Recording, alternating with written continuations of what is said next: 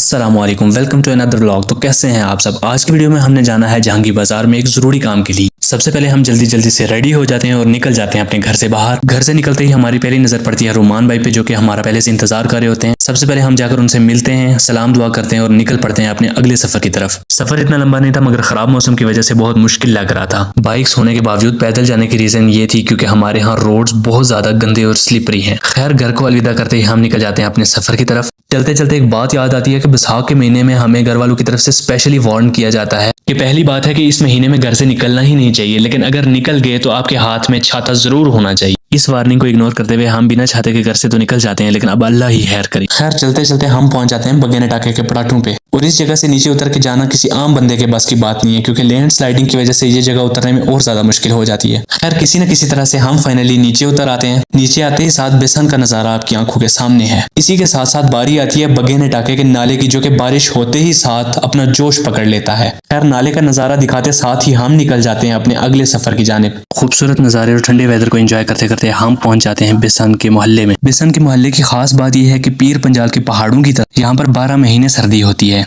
बेसन के बाद हम एंटर हो जाते हैं मेन जहांगीर के एरिया में। और ये जो लॉरी आपके सामने है, ये वही लॉरी है जो बगेने टाके से बैठक तक का सफर करवाने में हमारी मदद करती है। इसके बाद बारी आती है जहांगीर की सबसे बड़ी चढ़ाई की, और ये चढ़ाई बहुत ज्यादा मुश्किल है। और अगर हम बात करें इस सफर की, तो इस सफर का सबसे मुश्किल तरीन हिस्सा यही चढ़ाई थी, जिसमें हम बहुत ज्यादा थक जाते हैं। खैर, अल्लाह अल्लाह करते करते बड़ी मुश्किल से किसी न किसी तरह हम इस चढ़ाई के टॉप पे पहुंच जाते हैं और बहुत ज्यादा थक जाते हैं। इस लंबी और मुश्किल चढ़ाई को चढ़ने के बाद हमने कुछ देर रेस्ट की।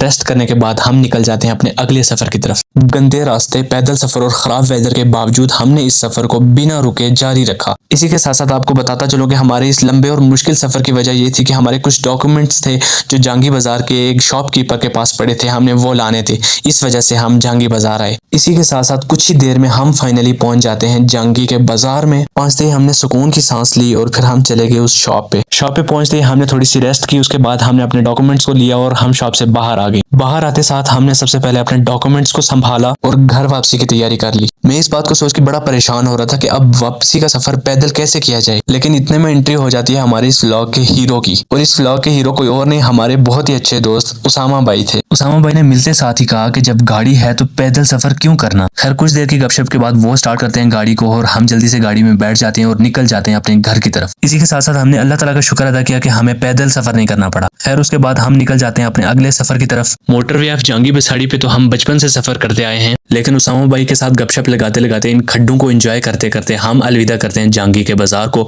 और निकल पड़ते हैं अपने अगले सफर की जानिब। कुछ ही देर के सफर के बाद हम फाइनली पहुंच जाते हैं बेसन के मोहल्ले में। और बेसन से होते हुए इस धुंध में हमारे